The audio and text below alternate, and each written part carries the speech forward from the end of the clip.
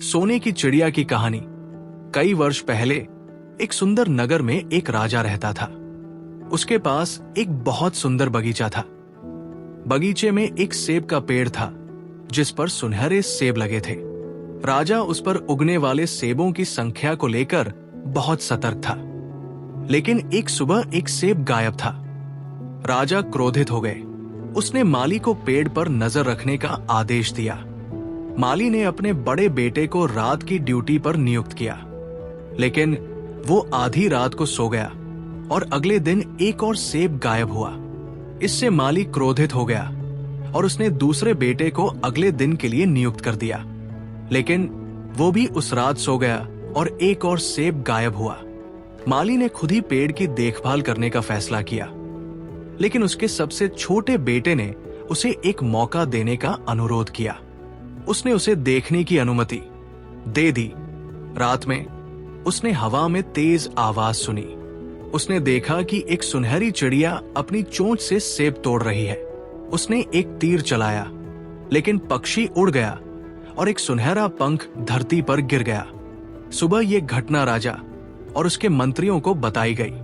उन्होंने पंख और उसकी कीमत का भी अवलोकन किया। राजा ने कहा, एक पंख की कीमत पूरे राज्य से अधिक है। उन्होंने कहा, एक पंख मेरे काम का नहीं है, मेरे पास पूरा पक्षी होना चाहिए। उसने सोने की चिड़िया पकड़ने वाले को बड़ा इनाम देने की पेशकश की।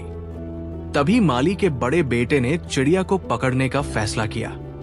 वो जंगल में चला गया। वहां उसने एक लोमड़ी को लकड़ी पर बैठा देखा। उसने अपनी बंदूक तान दी, लेकिन लोमड़ी ने कहा, मुझे गोली मत मारो, मुझे पता है तुम यहां क्यों आए हो, सोने की चिड़िया को पकड़ने के लिए। इससे उसे आश्चर्य हुआ। लोमड़ी ने आगे कहा, शाम को तुम एक गांव में प्रवेश करोगे जहां तुम्हें दो सराय दिखाई देंगी। एक तो बहुत सुंदर और दूसरा बहुत गंदा और घटिया होगा। तुम्हें गंदी सराय में प्रवेश करना होगा और पूरी रात आराम करना होगा। बेटा उनकी बातों से चिढ़ गया और उन्हें गोली मारने की कोशिश की, तो लोमड़ी वहां से भाग गया। शाम को वो गांव में दाखिल हुआ, लेकिन खूबसूरत सराय में चला गया। वहां प्रवेश करते ही वो अपने अतीत के बारे में सब कुछ भूल गया। माली ने कई दिनों तक उसकी प्रतीक्षा की। बाद में वो चिंतित हो गया और अपने दूसरे बेटे को पक्षी पकड़ने और अपने भाई को खोजने के लिए निकल जाने के लिए कहा, लेकिन उसके साथ भी वैसा ही हुआ। वो लोमड़ी से भी मिला, आकर्षक सराय की ओर आकर्षित हुआ और उसमें प्रवेश कर गया। जैसे ही उसने प्रवेश किया, उसने अपना सारा अतीत खो दिया। दिन बीतते गए। सबसे छोटा और सबसे प्यारा बेटा सोने की चिड़िया को पकड़ने की इच्छा रखता था। माली ने बहुत भारी मन से उसे अनुमति दे दी। वो बाहर गया और बगीचे में लोमड़ी से मिला। वो उसकी बात मानने को तैयार हो गया और जर्जर सराय तक पहुंचने के लिए उसके ऊपर बैठ गया। उन्होंने वहां आराम किया और अगले दिन अपनी यात्रा शुरू की।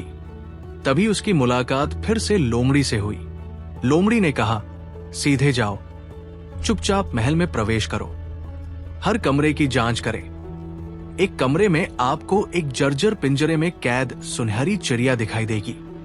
वहां एक सोने का पिंजरा भी था, लेकिन पक्षी को आलीशान पिंजरे में मत डालो, नहीं तो पछताओगे। छोटे बेटे ने लोमड़ी की बात मान ली। उसे एक कमरे में सोने की चिड़िया मिली।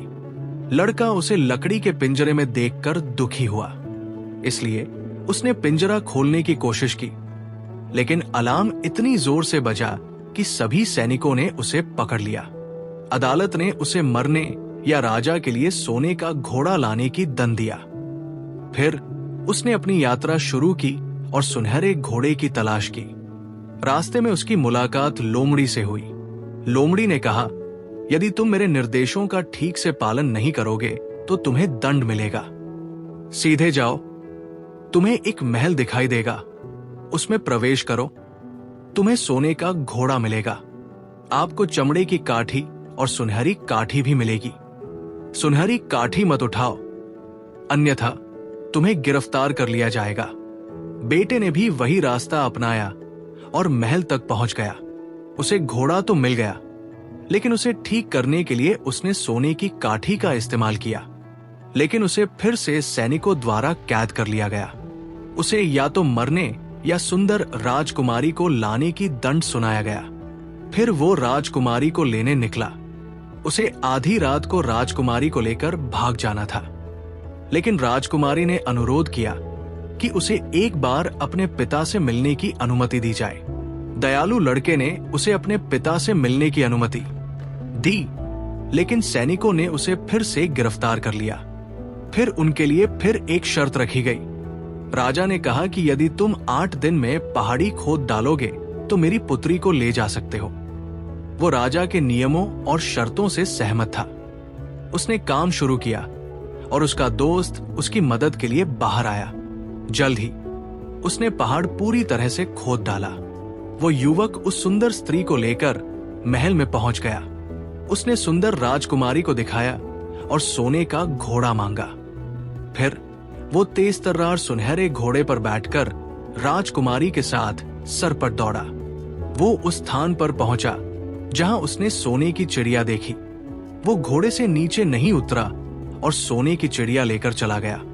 तभी लोमड़ी उसके पास आई और उसे मारने और उसका सिर और पैर काटने का अनुरोध किया, लेकिन उसने इससे इनकार कर दिया और अपने भाइयों को बचाने के लिए सुंदर सराय में पहुंच गया।